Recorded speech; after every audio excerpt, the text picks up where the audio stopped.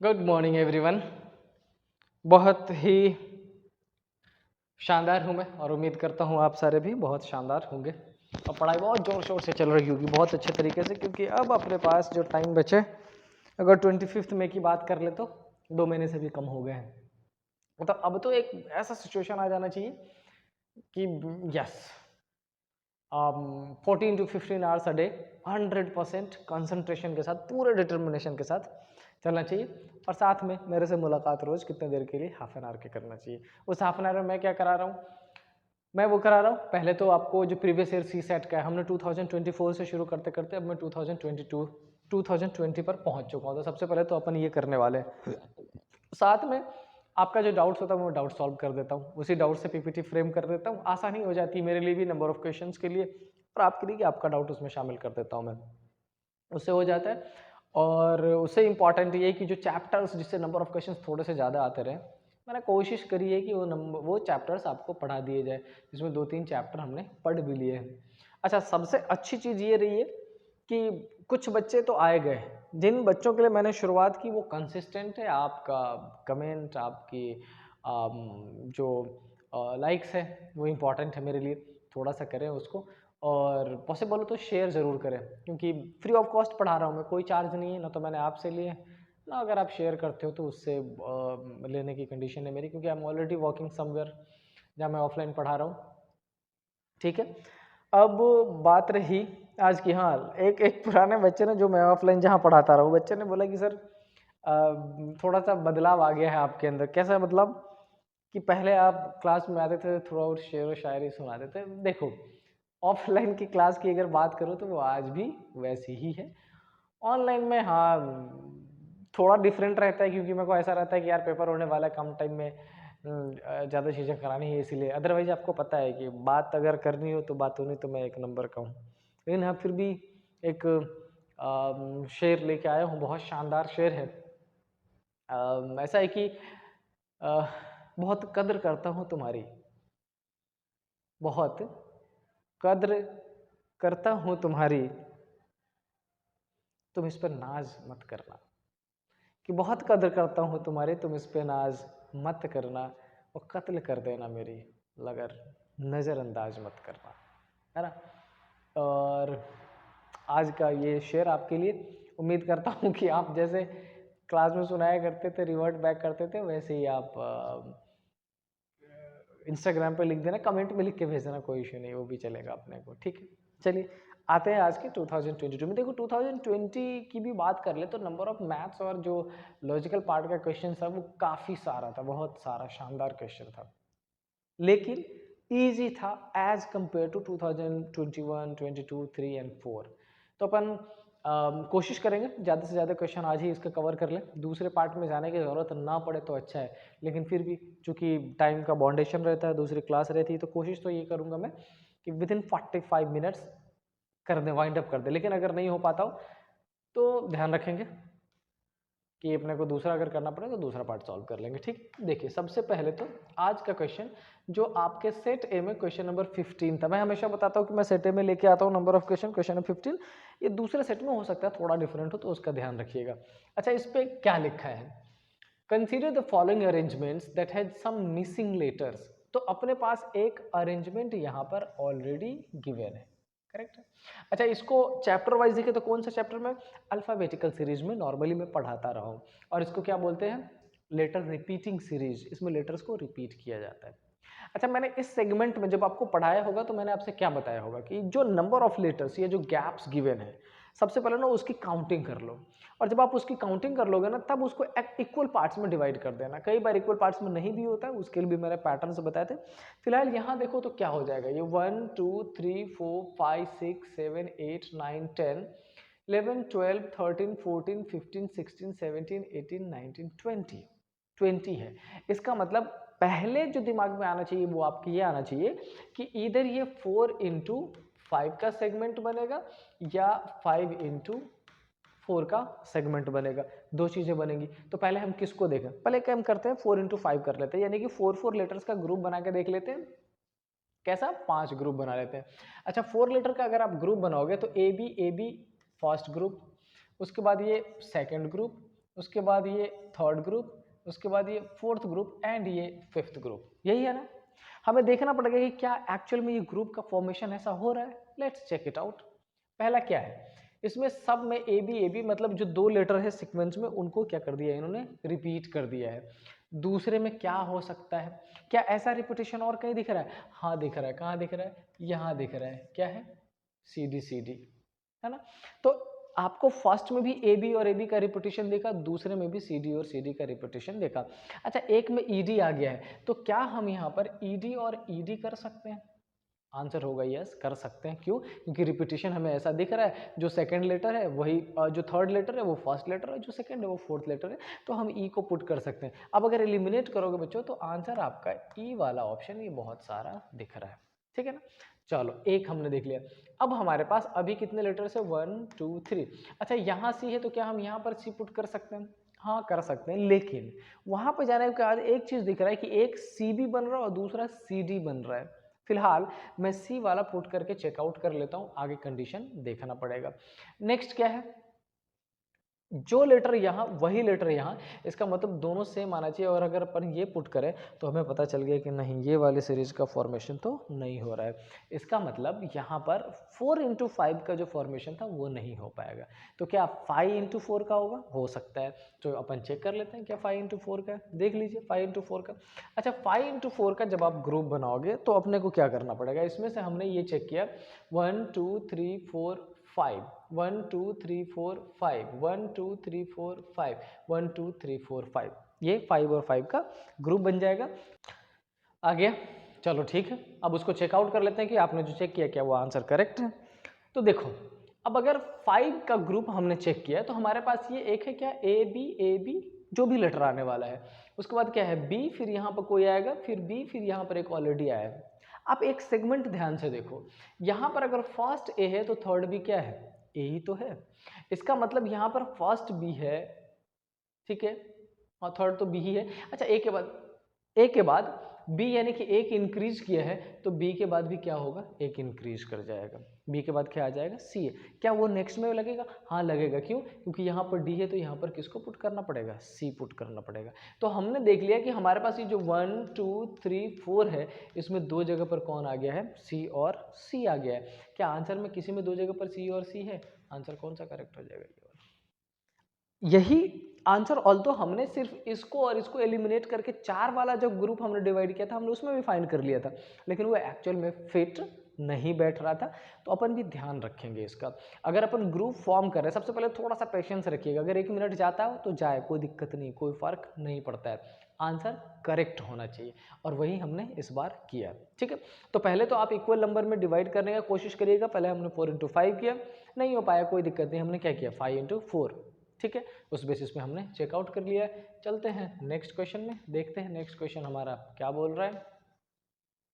Next question आपके set A में question number 17 था। Two statement S1 and S2 are given below followed by a question. यहाँ पर दो स्टेटमेंट है, आपको उसको रीड करना है। क्या लिखा है, there are not more than 2 figures on any pages of 51 page book. अच्छा, एक बुक है जिसमें नंबर ऑफ पेजेस कितने हैं, 51 पेजेज है, ठीक है। अच्छा, नॉट मोर देन का क्या मतलब होता है? नॉट मोर देन 2 का मतलब ये हो गया कि हो सकता है एक हो, ठीक है, और हो सकता है एक भी नहीं हो, क्योंकि उन्होंने ये तो बोला नहीं कि, क्या लिखा है, there are not more than 2 figures, 2 figure से ज़्यादा तो नहीं है। इसका मतलब ऐसा हो सकता है कि 2 फिगर हो, ऐसा हो सकता है कि 1 फिगर हो, और ऐसा हो सकता है कि एक भी फिगर न हो वाली कंडीशन। चलो, अच्छा क्या लिखा है, there is at least 1 figure on every pages. अच्छा, अब इन्होंने एक टर्म लगा दिया। जैसे हमने इसमें बोला कि not more than 2, not more than 2 का मतलब 0 भी पॉसिबल है, 1 भी पॉसिबल है, और 2 भी पॉसिबल है। लेकिन जब इस स्टेटमेंट को पढ़ा एटलीस्ट 1, तो पता चला कि अच्छा एटलीस्ट 1 है तो 1 हो सकता है और 2 हो सकता है, 0 को एलिमिनेट करेंगे। लेकिन दोनों सेंटेंस को अलग अलग अभी पहले रीड करेंगे। क्या लिखा है question, are there more than 100 figures in that book. अब अगर बेटा इसको देखेंगे, सबसे ऊपर वाले को अगर 2 कंसीडर कर लिया तो 51 इंटू 2 102 हो जाएगा। 100 से ज़्यादा हो जाएगा, लेकिन श्योरिटी नहीं ले सकते। अच्छा 1 को ले लिया तो 51 ही हो जाएगा, 100 से ऊपर जाने के चांसेस नहीं, 0 ले ले तो एलिमिनेट ही हो जाएगा। मतलब पहले वाले से अपन आंसर 100% श्योरिटी से तो नहीं दे सकते। चलो दूसरा में लिखा there is at least 1 figure on every pages. अगर सिर्फ दूसरे का यूज कर ले, एक का ही मान ले अपन, तब भी 100% श्योर नहीं हो पाएंगे। इसका मतलब ना तो पहला सफिशिएंट ना दूसरा, लेकिन अगर इन दोनों को ऐड करके चेक करें तो क्या है, तो कंक्लूड क्या कर रहे हैं, कंक्लूड हम कर रहे हैं कि भाई हमने लिखा यहाँ पे 0 1 2 3 हो सकते हैं नंबर में से कोई भी, लेकिन उन्होंने बोला कि 1 और 2 0 एलिमिनेट कर दिया है। अच्छा नंबर ऑफ पेजेस 51, अगर सब पे एक ही होगा तो कितने हो जाएंगे, 51 हो जाएंगे। अच्छा अगर 51 और सब पे 2 ही मैक्सिमम मान ले तो कितना हो जाएगा, 102। लेकिन क्या इन दोनों को मर्ज करने पर भी अपन ये श्योर हो पा रहे हैं कि ये कंडीशन करेक्ट जाएगा या ये, आपका आंसर होगा नहीं सर, नहीं है पॉसिबल। इसका मतलब हमारा आंसर क्या होने वाला है कि दोनों ही सेंटेंस का यूज करने के बावजूद we are not able to find the correct answer. It means sentence 1 and sentence 2 together, दोनों को ऐड भी कर ले, still they are not sufficient to give the right answer. समझ आया? चलिए अब बढ़ते हैं आज के नेक्स्ट क्वेश्चन पे। थर्ड क्वेश्चन में क्या हमने ले रखा है, तो देखते हैं नेक्स्ट क्वेश्चन में क्या लिखा है। कैलेंडर का क्वेश्चन है और क्या मेंशन किया लिखा है, लिखा है in a particular year, in a particular year 12th January is Sunday. ठीक है, 12 जनवरी को इन्होंने क्या बोला है, संडे बोला है। Then which one of the following is correct, तो हमें चेक करना है कि इसमें से कौन सा करेक्ट है। तो पहले चेक कर लेते हैं कि पूछा क्या क्या है, क्या पूछ रहा है। पूछा है इन्होंने 15th July, 15th July, 12th July and 12th जुलाई। अच्छा यहाँ पर भी क्या है 12th, यहाँ पर भी क्या है 12th, पहले चेकआउट कर लेते हैं। ठीक है, कंडीशन बेटा दो बन सकती है अगर आप फाइंड करो तो, एक बन जाएगा लीप ईयर और एक बन जाएगा ऑर्डिनरी ईयर। डिफरेंस क्या होगा, लीप ईयर में फरवरी आपको 29 लेना पड़ेगा और यहाँ पर 28 लेना पड़ेगा, यही तो है ना। दोनों ही चेक कर लेते हैं, जो करेक्ट होगा होगा, जो डिफरेंट होने वाला होगा उसको एलिमिनेट कर देंगे। एलिमिनेशन करेंगे क्या हो सकता है, तो लिखा क्या है 12th जुलाई। अब एक बात बताओ, 12th जनवरी से 12th जुलाई, पहले अपने क्या चेक करना पड़ेगा कि नंबर ऑफ डेज क्या है, और मैंने आपको एक शॉर्ट ट्रिक भी बता रखा है, अगर आप चाहो तो उस शॉर्ट ट्रिक से डायरेक्टली एलिमिनेट कर सकते हो। और क्या था वो, तो मैंने आपसे बताया था कि जनवरी में टोटल कितने दिन होते हैं 31, 31 में से कितना चला गया 12। अच्छा 12 चला गया तो बचा कितना 19। ओहो हो 19 को 7 से डिवाइड करेंगे, 7 2 जब 14 तो बचेगा क्या 5। ठीक है, ये तो हो गया जनवरी। फरवरी हमने 29 का ले रखा है, 7 4 जा 28 तो बचा क्या 1। अच्छा मार्च में क्या होगा 3, अप्रैल में क्या 2, मई में क्या 3, जून में क्या 2 और जुलाई में कितने हैं 12। 12 को 7 से डिवाइड करेंगे, 7 1 जा 7 बचेगा 5। अब आप कहोगे सर ये 3 2 3 1 क्या लिख दिया, ये बेटा ऑड डेज है। लाइक मार्च लिया, मार्च में अगर 31 डेज, 31 को 7 से डिवाइड करोगे 3। अप्रैल में 30 डेज 7 से डिवाइड करेंगे, क्या आने वाला, समझ आया। अच्छा एक बात बताओ, क्या यहाँ से 5 और 2 7 एलिमिनेट कर सकते हैं, हाँ कर सकते हैं। क्या यहाँ से भी 5 और 2 7 एलिमिनेट कर सकते हैं, हाँ कर सकते हैं। क्या यहाँ से 3 3 6 1 7 एलिमिनेट कर सकते हैं, बिल्कुल कर सकते हैं। रिमाइंडर क्या बच गया 0। अच्छा जब रिमाइंडर 0 बचता है तो इसका क्या मतलब होता है, इसका मतलब ये होता है कि आपने ना तो कुछ एडिशन करना है और ना ही कुछ सब्ट्रैक्शन करना है। और अगर कुछ भी एडिशन कुछ भी सब्ट्रैक्शन नहीं करोगे तो 12th July in a leap year, make sure हमने कौन सा काउंटिंग किया है leap year, in a leap year क्या होने वाला है संडे होने वाला है। और इसी से हम अपने आंसर को फ्रेम कर सकते हैं। अगर ये ऑप्शन में गिवन होगा तो ठीक, नहीं गिवन होगा तो एलिमिनेट कर लेंगे। अच्छा क्या लिखा है 12th July is Sunday if the year is leap year, तो हमें कहीं और जाने की ज़रूरत नहीं है। ठीक है, अच्छा अब आपके दिमाग में ये आ रहा होगा कि सर चलो आपने तो डायरेक्टली 12th जुलाई ही फाइंड कर दिया लीप ईयर का, अगर नॉन लीप ईयर फाइंड कर लिया होता तो क्या होता। अच्छा नॉन लीप ईयर मान लो फाइंड ही कर लिया होता तो हम यहाँ पर जितना दिन यूज़ कर रहे हैं उससे यहाँ पर कितना कम यूज़ करना पड़ता है, एक ही दिन। इसका मतलब वो कौन सा हो जाता है, सैटरडे। सैटरडे हो जाता है। इसका मतलब आप कहते हैं कि सर जब हमने नॉन लीप ईयर लिया तो जो 12 जुलाई है वो संडे नहीं हो रहा है, एक दिन कम हो रहा है। लेकिन अगर लीप ईयर लिया होता तो एक दिन क्या हो जाता, बढ़ जाता। इसका मतलब वो संडे हो जाता। आप 15 जुलाई निकाल लेते, 15 जुलाई लीप ईयर का निकाल लेते, उसमें 12 जुलाई आता है तो 3 माइनस कर लेते, 15 जुलाई निकालते, कोई तो दिन आता, जो दिन आता है उसमें एडिशन या सब्ट्रैक्शन करके आप डायरेक्टली वहां पर पहुंच सकते थे। ठीक है, चलिए, आई होप चीजें क्लियर हो रही होंगी, आपको समझ आ रहा होगा। नहीं हो रहा हो बेशक बेझिझक डायरेक्टली मैसेज किया करें। आपके पास सारी चीज़ें हैं, व्हाट्सअप है आपके पास, इंस्टाग्राम है आपके पास, टेलीग्राम है, सारी चीज़ों की लिंक दे रखी है मैंने, आप जहाँ चाहे लिख सकते हैं। क्या लिखा है, two statement S1 and S2 are given below to regard 4 numbers PQRS, है ना, इन 4 नंबर्स के बारे में, फॉलोड बाय अ क्वेश्चन। क्या लिखा है, R is greater than P as well as Q।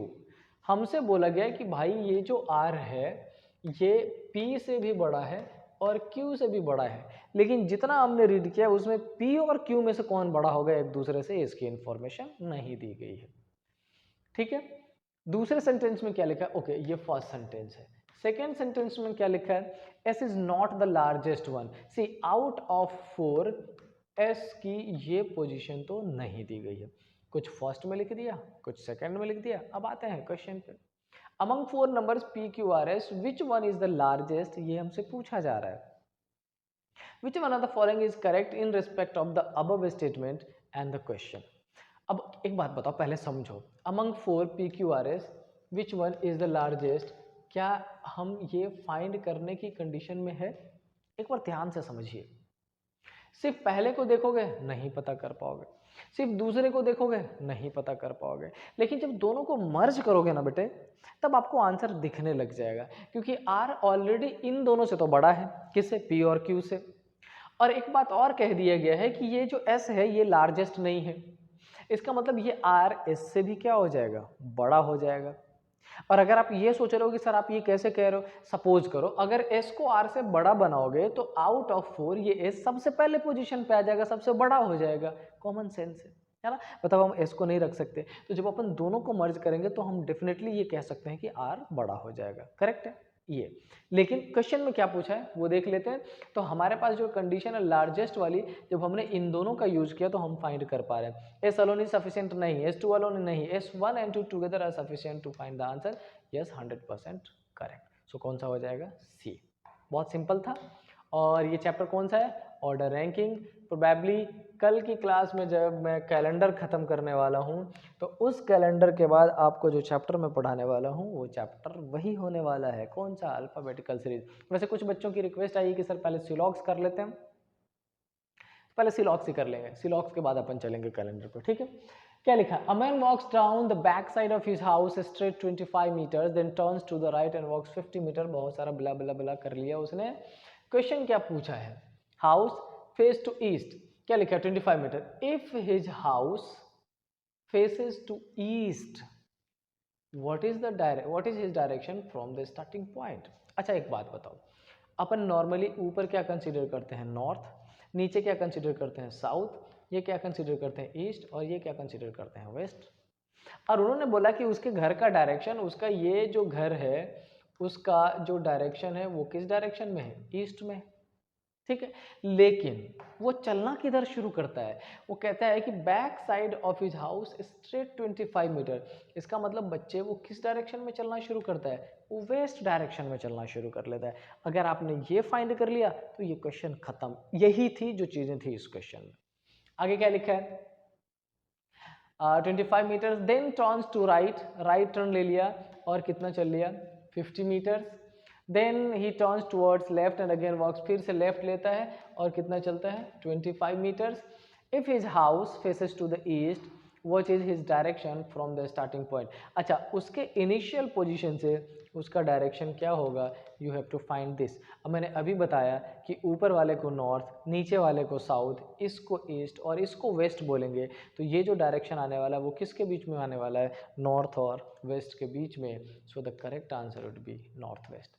बहुत सिंपल क्वेश्चन था, सब कुछ बेस्ड था उसी पे कि हाउस का डायरेक्शन कौन सा है, हाउस का डायरेक्शन पता चल जाता है, वेरी इजीली आप फाइंड कर सकते थे। ठीक है, चलते हैं नेक्स्ट क्वेश्चन पे, क्योंकि टाइम शायद मैंने काफ़ी यूज़ कर लिया है आपका, तो जल्दी जल्दी मैं क्वेश्चंस को बढ़ाता हूँ। Yes, it's already 8:41। मैंने आपसे बोला था कि 45 मिनट्स में क्लास खत्म करूँगा। क्या कह रहा है, two statement are given followed by two conclusions statement, all numbers are divisible by two. अच्छा, क्या कह रहा है, जितने नंबर्स है डिविजिबल बाय टू है and all numbers are divisible by three. Okay, एक में बोला गया कि भाई देखो x एक नंबर है जो डिविजिबल बाय टू है, और दूसरे में बोला गया x एक नंबर है जो डिविजिबल बाय थ्री है। अच्छा, नॉर्मल लॉजिक से देखो तो अगर 2 से डिविजिबल और 3 से डिविजिबल है तो वो 6 से डिविजिबल हो जाएगा। क्यों? क्योंकि 2 और 3 का एलसीएम क्या आता है। ठीक है, कंक्लूजन क्या पूछा, not in all the cases, 2 वाले में नहीं होगा क्योंकि 2 से डिविजिबल तो 4 भी है, 6 होगा नहीं हो सकता, 8 भी नहीं हो सकता, बट दूसरे वाले में कंडीशन आपके बन सकते हैं ज़्यादातर नंबर्स में। अच्छा, क्या लिखा है, all numbers are divisible by 6।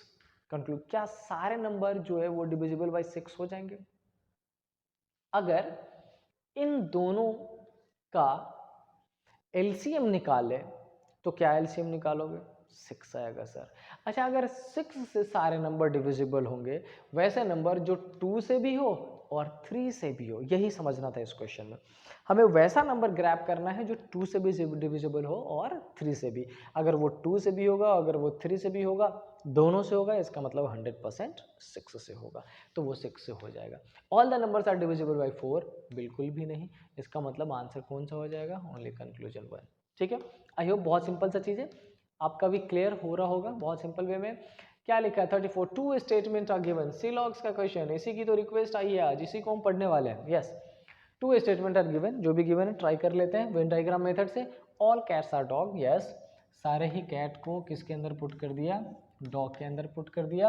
All cats are black, all right, और ये सारे ही कैट को किसके अंदर पुट करना पड़ेगा, ब्लैक के अंदर। अब आप कहोगे सर आप ब्लैक को डी में पुट कर देते, डी को ब्लैक में, नहीं, अपने को जितना पता उतना ही पुट करना है। बी और डी का क्या है, कोई इन्फॉर्मेशन नहीं, लेकिन चूंकि सी डी के अंदर है तो कंपलसरी है कि बी और डी को ओवरलैप करेगा, but you have to try, ज़्यादा से ज़्यादा दूर रखा जा सकता हो। और क्या लिखा है, ऑल डॉग्स आर ब्लैक, हम बोल ही नहीं सकते, बोल सकते हैं 100% श्योरिटी से नहीं, ये मैंने अपने सेंटेंस को इसलिए चेंज कर लिया क्योंकि अगर पॉसिबिलिटी लिखा होता तो 100% करेक्ट हो जाता, लेकिन पॉसिबिलिटी नहीं है इसलिए करेक्ट नहीं करेंगे।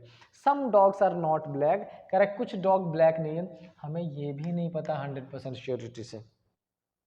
ठीक है, हो भी सकता है और नहीं भी हो सकता है। अच्छा, मैंने जब बेसिक क्लास आपको पढ़ाया था तो मैंने एक चीज़ बताया था, उसमें ईदर और का याद होगा, आइदर और में मैंने कुछ छोटे छोटे आपको रूल्स बता दिए थे, और मैंने क्या बताया था, मैंने बताया था कि there should be two statement, कितने, two statement, both the statement should be doubtful, can not be determined, या ऐसा जैसा अभी कंडीशन हमने कर रखा है, नॉट फॉलोड। ठीक है, तीसरा मैंने क्या बोला था कि there should be same elements in both the statement, यहाँ पर भी डॉग्स और ब्लैक है, यहाँ पर भी डॉग्स और ब्लैक है। एंड देन मैंने आपको बताया था कि एक में पॉजिटिव और एक में नेगेटिव, और पॉजिटिव में मैंने आपको बताया था एक में ऑल, तो दूसरे में क्या होना चाहिए, सम नॉट, और एक में सम, तो दूसरे में क्या होना चाहिए, नो।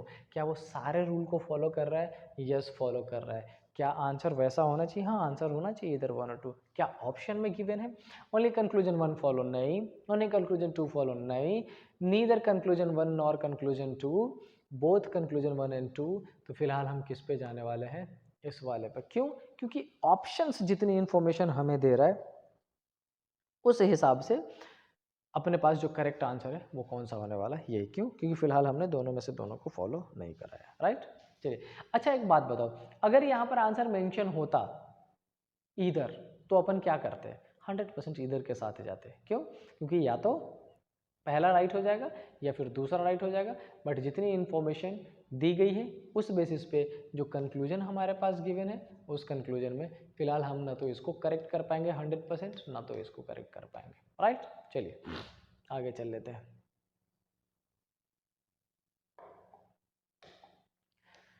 नेक्स्ट क्या लिखा है 35, कंसीडर द फॉलोइंग सीक्वेंस, फिर से alphabetical series. Consider the following sequence of numbers, how many odd numbers are followed by the odd numbers. अच्छा, फॉलोड का मतलब पता है ना, फॉलोड का मतलब पहले आएगा या बाद में, बाद में, ठीक है। मैं चल रहा हूँ, मेरे बाद जो आएगा वो क्या हो जाएगा, फॉलोड। और दूसरा क्या होता है, प्रेसीड, उसको क्या बोलते हैं, पहले। जैसे मैं अगर लिख दूँ यहाँ पर ए बी सी, बी को प्रेसीड कौन कर रहा है और बी को फॉलोड कौन कर रहा है, ये चेक करना पड़ेगा। तो फॉलो यहाँ पर बी को कौन करेगा, सी, क्योंकि वो उसके बाद आ रहा है। प्रेसीड यहाँ पे कौन करेगा, ए, क्योंकि वो उसको पहले आ रहा है। तो precede means before, followed means after. हमसे पूछा गया कितने ऑड नंबर्स हैं जिसके पहले ऑड नंबर गिवन है। You will have to count this, बहुत सिंपल है, चेकआउट करिए, आंसर करिए फटाफट।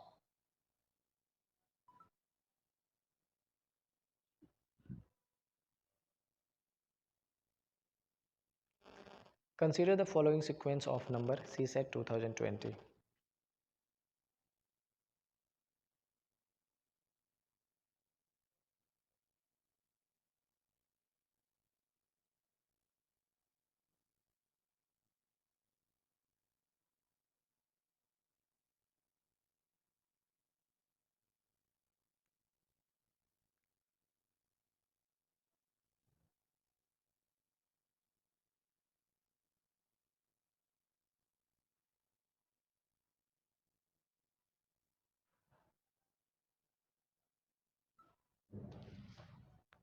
चलिए, आई होप आंसर्स आपके आगे होंगे, जल्दी से चेकआउट कर लेते हैं।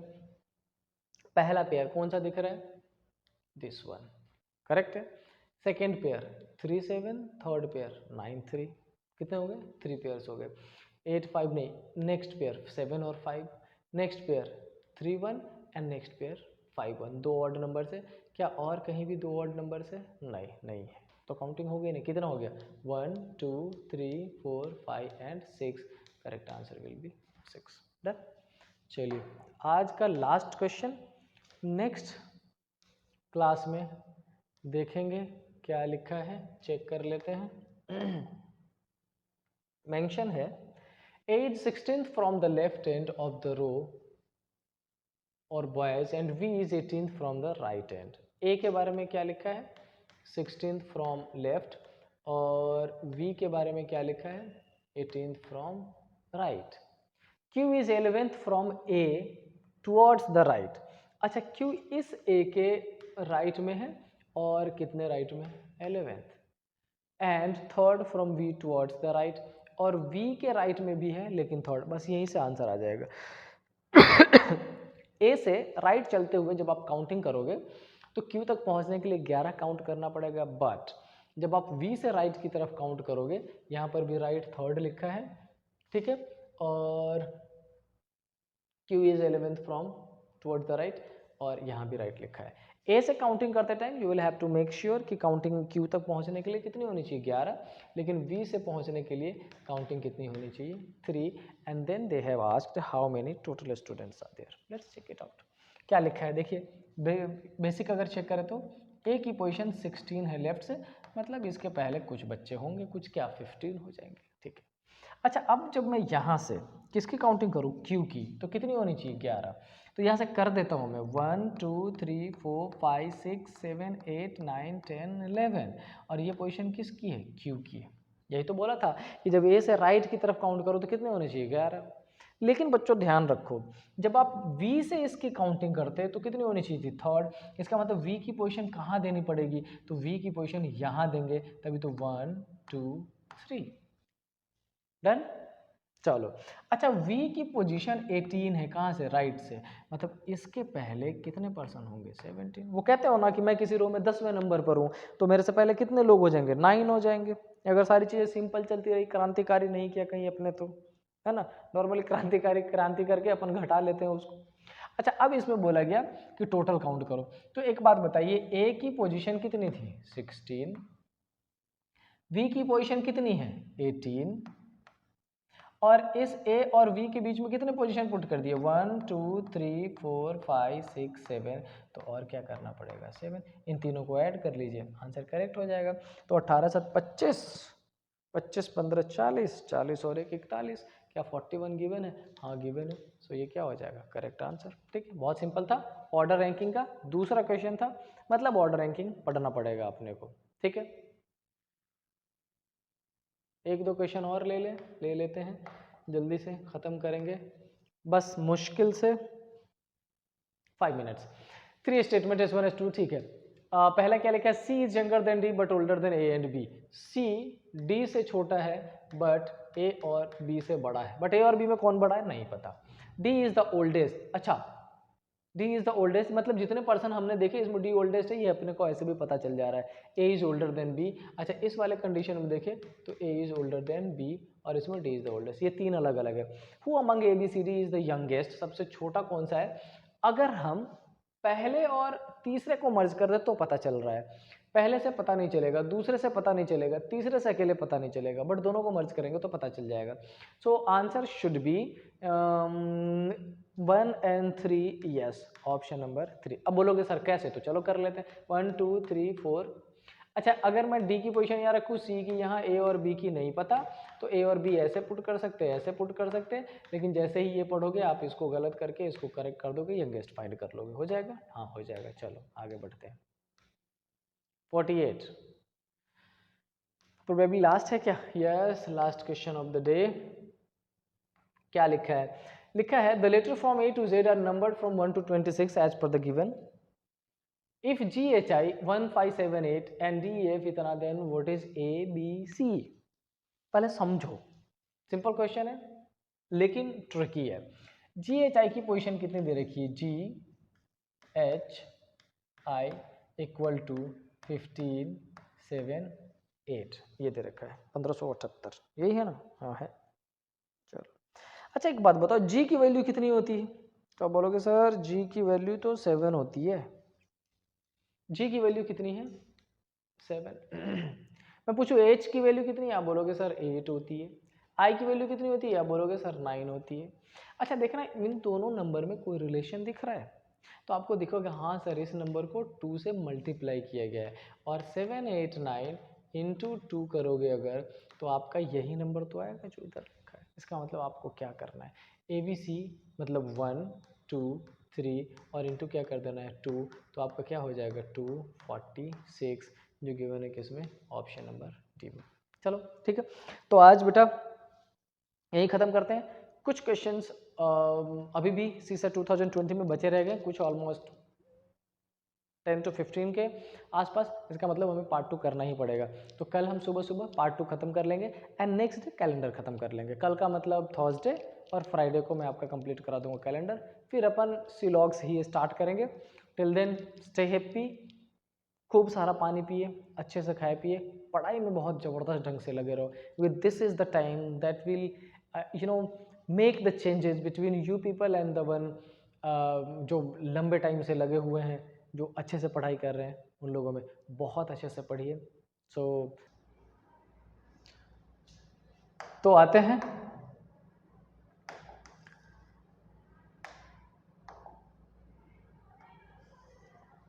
फर्स्ट क्वेश्चन की तरफ, और आज का फर्स्ट क्वेश्चन क्या कहता है, पढ़ते हैं, समझते हैं, फिर सॉल्व कर देते हैं। क्या कह रहा है एक बार ध्यान से पढ़िए। इसमें इन्होंने बोला है 3 statement S1 S2 and S3 are given below followed by a question. C is younger than D but older than A and B. बहुत सिंपल है, एकदम सिंप्लीफाइड वे में पढ़ते हैं। क्या लिखा है, C is younger than D, younger का मतलब छोटा, C D से छोटा है, but older than A and B, लेकिन ये A और B दोनों से बड़ा है। समझ आई बात। अच्छा अगर सिर्फ इतनी इन्फॉर्मेशन को आप रीड करो, सिर्फ फर्स्ट स्टेटमेंट को पढ़े, क्वेश्चन डेटा सफिशिएंसी क्या, yes it's okay.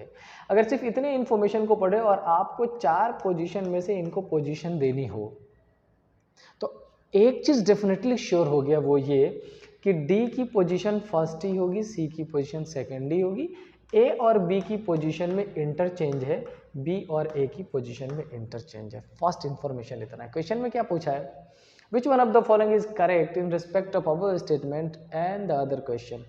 Who among is the youngest? अब अगर एल्डेस्ट के बारे में, ओल्डेस्ट के बारे में पूछता तो अपन 100% श्योरिटी से बता दे। इन्होंने क्या पूछ लिया, यंगेस्ट, क्या फर्स्ट से क्लियर हो पाएगा, आंसर है सर नहीं हो पाएगा। अच्छा डी इज द ओल्डेस्ट, इसकी ज़रूरत है क्या? नहीं है, हमने खुद ही फाइंड कर लिया डी इज़ द ओल्डेस्ट। ये तो एम्बिग्यूअस इन्फॉर्मेशन है, फिजूल का एक्स्ट्रा इन्फॉर्मेशन है। A is older than B. अच्छा, अगर इस सेंटेंस को उसमें पुट कर दे कि A is older than B, तो ये एलिमिनेट हो जाएगा और ये 100% करेक्ट हो जाएगा। इस हिसाब से देखो तो आपका फर्स्ट एंड थर्ड जिसमें गिवन है together are sufficient, option number D is the correct answer. Order ranking chapter का क्वेश्चन है और यस बेसिकली ऑर्डर पे बेसिस जिसमें 4-5-6% की इन्फॉर्मेशन दी जाती है। अपन डिटेल्स में पढ़ेंगे इस टॉपिक को जल्दी ही। चलते हैं फिलहाल आगे क्योंकि आज टाइम कम है और क्वेश्चन 6-7 क्वेश्चन आपको करने पड़ेंगे। क्या लिखा है 49 में? What is the missing term in the following. Okay, basically हमें फाइंड करना है कि क्या है। चलो चेक कर लेते हैं। कोडिंग डिकोडिंग में मैंने आपसे बताया था, जब हम बेसिक क्लास कर रहे थे कोडिंग डिकोडिंग में मैंने आपसे बताया था कि आप पहले फर्स्ट लेटर से फर्स्ट लेटर का कन्फिग्रेशन चेक करोगे। कुछ एडिशन सब्ट्रैक्शन हो सकता है, कुछ अपोजिट कंडीशन हो सकता है, रिवर्स वाला पैटर्न हो सकता है, कुछ भी पॉसिबल है, लेकिन फर्स्ट अपन चेकआउट करते हैं। अच्छा, चेक करने के लिए जो ईजीएस्ट वे है उसका मैंने एक तो नॉर्मली अपन लेटर्स पे देख ली तो लेटर से आइडिया लग जाता है, लेकिन इन केस कभी क्वेश्चन थोड़ा सा टफ हो तो क्या करना चाहिए? प्लेस वैल्यू लिखो। प्लेस वैल्यू लिखोगे थोड़ा सा ज़्यादा आसानी से हो जाएगा। अच्छा, इस ए की वैल्यू कितनी है 1, सी की वैल्यू कितनी है 3, पी की कितनी है 16 और क्यू की कितनी है 17। ये मैंने इन चारों की लिख दी है। अच्छा, इसके रेस्पेक्ट में ये बनाया गया है। बी की वैल्यू कितनी है 2, 3 की वैल्यू, ई की वैल्यू कितनी है 5, एस की वैल्यू कितनी है 19 और यू की वैल्यू कितनी है 21। अब हम देखेंगे क्या क्या इनके बीच में कुछ रिलेशन आपको दिख रहा है। अगर ध्यान से देखो तो इस 1 में 1 प्लस करके 2 कर दिया गया है, इसमें कितना प्लस कर दिया गया, इसमें +2, इसमें कितने प्लस +3 और इसमें कितने प्लस कर दिया गया +4। तो आपको भी सेम काम करना, हाँ सेम करना, कर देते हैं ना।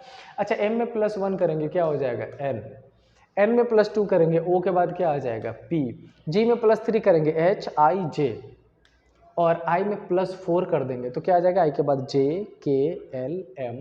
आपका आंसर होना चाहिए NPJM which is given as option number D. बहुत सिंपल पार्ट है और द कोडिंग डिकोडिंग भी बच रहा है और कोडिंग डिकोडिंग में पूरा ही सिलेबस कराऊंगा, जल्दी ही कराऊंगा। नेक्स्ट क्वेश्चन क्या कह रहा है, ध्यान से पढ़िए और सॉल्व करिए। अच्छा, सी सेट में कई सारे टाइम क्वेश्चंस बहुत ईजी है, लाइक आप 2020 तक अपन पहुंच चुके, 2021 तक क्वेश्चन थोड़े अच्छे लग रहे थे, उसके पहले जैसे अपन बढ़ते जा रहे 2020 से पहले आप कोई भी चेक कर लो, 18, 19, 17, 16, बहुत ही सिंपल क्वेश्चन है। बस जरूरत होती है कि जब आप उस पर्टिकुलर पॉइंट ऑफ टाइम पे क्वेश्चन सॉल्व कर रहे हो तो एक थोड़ा सा सीरियसनेस लेके लॉजिकल हिसाब से सोच लीजिए। अच्छा, सी सेट में मेरे को क्या समझ में आता है, सी सेट में मेरे को ऐसा लग रहा होता है कि अगर आप रीजनिंग के साथ, रीजनिंग तो 100% करो ही करो, रीजनिंग के साथ इधर मैथ्स पकड़ लो या रीजनिंग के साथ इधर जो आपका पैसेज वाला पार्ट है इंग्लिश का वो पकड़ लो। अगर इस दोनों में से कॉम्बिनेशन बना लें तो यूं अपन क्वालिफाई कर सकते हैं बहुत सिंप्लीफाइड वे में। ठीक है, चलिए क्या लिखा है, in a class there are 3 groups A B and C, if one student from group A and 2 student from group B are shifted to group C. अच्छा ठीक है, इन्होंने बोला कि आपके पास 3 ग्रुप्स है ए बी और सी, इस ए में से 1 स्टूडेंट चल के कहाँ चला आता है इसमें, और इस बी से 2 स्टूडेंट चल के चला आता है किसमें, सी में। मतलब ए से 1 और बी से 2 student. Then what happens to the average weight of the student of the class. मेरे को एक बात समझाओ, क्वेश्चन रीड करके जो बात समझ में आ रही है, क्लास में कितने बच्चे थे, मान लेते हैं पहले से ए में भी 10 था, बी में भी 10 था, सी में भी 10 था, क्लास में टोटल बच्चे कितने थे, तो आप बोलोगे सर 30 थे। ठीक है, अच्छा ए से 1 निकल के सी में चला आया या बी से 2 निकल के सी में चला आया, क्या बाहर गया कोई क्लास से, नहीं। क्या बाहर से कोई अंदर आया, नहीं। तो जब बाहर ना तो कोई गया ना बाहर से कोई अंदर आया, क्लास में 30 थे 30 ही है, सेक्शन ही तो चेंज हुए हैं ना ABC, तो क्या एवरेज में कोई चेंज आने वाला है, नहीं। तो आंसर यहाँ चूज कर लेते हैं, it increase, it decrease, it remains the same. कुछ नहीं था क्वेश्चन में, सिर्फ टाइम कंज्यूम कराने की कोशिश की गई थी और कई सारे टाइम अपन अटक जाते हैं इसमें, कुछ तो बड़ा पूछा गया होगा, कुछ तो भारी ही होने वाला है। हाउ मेनी, क्या लिखा है, how many different 5 letter words with और without meaning, okay make sure with और विदाउट मीनिंग। ठीक है, can be constructed using all the letters of the word Delhi एड so that each word has to start with D and end with I. Alright, आपके पास दिल्ली है, दिल्ली में जब आप वर्ड्स लेटर्स को प्ले करें, लेटर्स का आप यूज करें, एक्सचेंज करें उसकी पोजीशन को, then you have to make sure कि first letter D second third fourth में चेंज हो सकता है और आई की पोजीशन तो वैसी ही रहने वाली है। ठीक है, अच्छा आपके पास टोटल लेटर्स बचे कितने, ई एल एच आई, यही है ना। अब चाहो तो आप डायरेक्टली इसको फाइंड कर सकते थे, आप 3 into 2 into 1 जो परम्यूटेशन कॉम्बिनेशन का पैटर्न होता है आप उस हिसाब से फाइंड कर लेते, आप तब भी आंसर फाइंड कर लेते। ठीक है, दूसरा पैटर्न मैं एकदम से बेसिक ही बता दूं आपको क्योंकि ये दोनों तो सेम ही रहने वाला है। अच्छा अपन क्या कर सकते थे, अपन एक तो सेम रख लेते यहाँ पर ई एल और एच की पोजिशन, दूसरा आप क्या कर सकते थे ई एच और एल की पोजीशन, एक तो ये हो गया। आपने क्या किया, ई की पोजीशन को स्टैग्नेंट रखा और आपने ये एल और एच की पोजीशन को इंटरचेंज कर दिया। डन। अच्छा एक बात बताओ, अगर मैं एल को ही यहाँ ले आता तो मैं ई को यहाँ पर और एच को यहाँ रख देता, अगर मैं एल को यहीं ले लेता तो एच को यहाँ पर और ई को यहाँ रख देता, क्या और कॉम्बिनेशन बन रहा है, हाँ बन रहा है। क्या, ई की एच की पोजीशन से एच को इधर ले लो तो ई और एल, और एच को इधर ले लो तो एल और ई, टोटल कितने कॉम्बिनेशन बन रहे हैं, आपका आंसर हो जाएगा सर 6 बन रहे हैं। बस इतना सिंपल था। ठीक है, चलो आगे चल लेते हैं। क्या और क्वेश्चन है, yes this is the last question, question number 67 set A में क्या गिवन था चेक कर लेते। क्या लिखा है, how many different 5 letter words, same ही तो क्वेश्चन है। इसका मतलब ये कि हमारी जो आज की CSET 2020 वाला जो पार्ट था वो कंप्लीट हो चुका है। उसका पार्ट 1 थोड़ा लंबा हो गया था, इसलिए मैंने सोचा था कि पार्ट 2 सॉल्व करके आपको दे दूं, लेकिन पार्ट 2 इतना छोटा हो रहा है, ऑल्दो मैं फिर भी इसको सेपरेट डालूंगा, लेकिन कोशिश करूंगा कि पार्ट 1 और पार्ट 2 को एक साथ मर्ज करके तब आपको डायरेक्टली दे दिया जाए। ठीक है, कल से कल संडे है, मंडे से मैं शुरू करने वाला हूँ आपका सिलॉग्स पहले, और सिलॉग्स हम पढ़ेंगे ना, जैसे अगर बात कर ले अपन CSET की, तो CSET में सिलॉग्स के क्वेश्चन थोड़े से इजी आते हैं। इस बार जो सिलॉग्स मैं पढ़ाने वाला हूँ मैं आपको उस लेवल तक पढ़ा दूंगा, लाइक बैंकिंग में जो टफेस्ट पार्ट पूछा जा सकता है सिलॉग्स का, उस लेवल तक पढ़ा दूंगा, जो बेहतर हो सकता है वो करा दूंगा, ताकि आपको दोबारा सोचने की ही जरूरत ना पड़े, क्वेश्चन कैसा भी है बड़ी आसानी से कर लो। ठीक है, और बेटा दूसरी बात ये कि मैं अब ये चाह रहा हूँ, लाइक 2020 तक हमने 4 साल का कर लिया है, 5 साल का हमने CSET का कर लिया है, इसके बाद जो होंगे क्वेश्चन थोड़े से ईजी है और नंबर ऑफ क्वेश्चंस आपको कम मिलेंगे, 20-25 के आसपास क्वेश्चन मिलेंगे रीजनिंग के, तो हम उसमें करने क्या वाले हैं, हम भले 1 घंटे की जगह 1 घंटे 10 मिनट या 1 घंटे 20 मिनट लग जाता हो, लेकिन हम पूरा सॉल्यूशन एक ही पार्ट में एक ही बार में करके कंप्लीट करेंगे आज के बाद वाले का। ठीक है, चलिए तो आज फिर इतना ही, फ़ोन भी आ चुका है, इतना ही, मिलते हैं नेक्स्ट क्लास में, टिल देन स्टे हैप्पी, जय हिंद।